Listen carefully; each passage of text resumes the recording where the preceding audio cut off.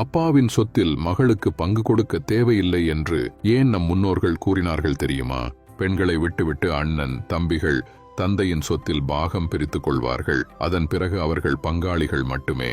இவர் வீட்டு விசேஷத்திற்கு அவரும், அவர் வீட்டு விசேஷத்திற்கு இவரும் போய் கலந்து கொள்வதோடு சரி. மற்றபடி கொடுக்கல் வாங்கல்கள் எதுவாக இருந்தாலும் அது கணக்கில் வைக்கப்படும், பின் வசூலிக்கப்படும், சமயங்களில் வட்டியுடன். ஆனால் பெண்களுக்கு சொத்தில் எதுவும் கொடுப்பதில்லை. மாறாக திருமணத்திற்கு சீர்வரிசை சிறப்பாக செய்வார்கள். நகை, நட்டு, பாத்திரம், பண்டம், வாகனம், ரொக்கம் என இந்த பட்டியல் நீளும். பாகம் பிரித்தால் கிடைக்கும் சொத்தின் மதிப்பை விட இந்த சீர் செனத்தியின் மதிப்பு அதிகமாக இருக்கும். அதோடு விடுவது இல்லை. சீமந்தம், பிள்ளை பேறு, பெயர் சூட்டுதல் தொடங்கி அந்த பெண்ணின் பிள்ளைகள் வளர்ந்து திருமணமாகும் வரையில் தாய்மாமன் சீர் என்ற பெயரில் குடலை அறுத்தாவது கொடுத்தே ஆக வேண்டும். அந்த உடன் பிறந்த சகோதரியின் மரணம் வரை உடன் பிறந்தவன் கூடவே வர வேண்டும். எல்லாவற்றையும் கணக்கு